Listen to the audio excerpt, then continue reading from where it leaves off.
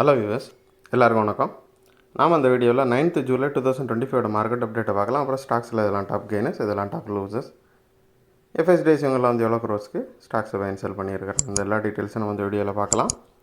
First வந்து market அப்டேட்டை பார்த்துடலாம். நிஃப்டி பார்த்திங்கன்னா 46 பாயிண்ட் வந்து விழுந்துருந்துச்சு.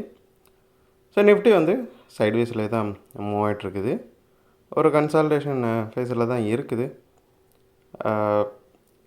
ஏன்னா யூஎஸில் வந்து மறுபடியும் ட்ரம்ப் வந்து மறுபடியும் நாங்கள் டேரிஃப்ஸ் வந்து ஆகஸ்ட் 1 போடுவோம் அப்படிங்கிற மாதிரி அவர் சொல்லியிருக்கிறாரு. அந்த டேரிஃப்க்கு வந்து ஒரு 3 மாதம் 90 நாள் வந்து பாஸ் கொடுத்துருந்தார். இப்போ அதை வந்து மறுபடியும் நாங்கள் கொண்டு வருவோம் அப்படின்ட்டு அவர் சொல்லிகிட்டு இருக்கிறதுனால மார்க்கெட்ஸ் எல்லாமே வந்து கொஞ்சம் வாலட்டைலாக தான் இருக்குது. ஸ்டில் வந்து எஃப்ஐஎஸும் டிஐஎஸும் வந்து பையர் சைடில் தான் இருக்கிறாங்க. பட் பெரிய அளவுக்கு பை இல்லைனாலும் எஃப்ஐஎஸ் வந்து ஒரு 77 கோடிக்கும் டிஐஎஸ் வந்து ஒரு 920 கோடிக்கும் வந்து பை பண்ணியிருக்கிறாங்க.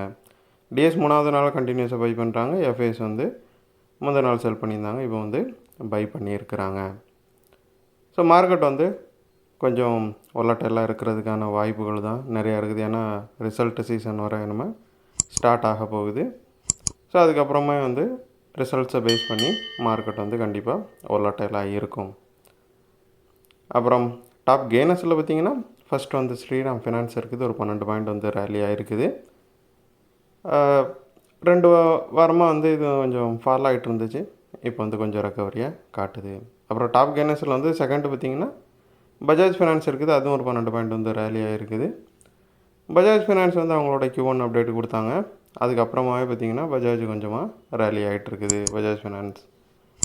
அப்புறம் டாப் லூசர்ஸில் பார்த்திங்கன்னா ஃபஸ்ட் வந்து எக்ஸல் டெக்னாலஜிஸ் இருக்குது. ஒரு 34 பாயிண்ட் வந்து விழுந்துருக்குது. டிசிஎஸோட Q1 ரிசல்ட் வந்து வரப்போகுது. கூடிய சீக்கிரம் அது வரதுனால அதை பேஸ் பண்ணி வந்து இந்த ஸ்டாக் விழுந்துருக்குது. ஏன்னா ஐடி கம்பெனிஸ் எல்லாமே வந்து பெரிய அளவுக்கு வந்து ஒரு பாசிட்டிவான ரிசல்ட்டை போஸ்ட் பண்ண மாட்டாங்க அப்படிங்கிற ஒரு நம்பிக்கை தான் வந்து மார்க்கெட்டில் வந்து நிலவுது.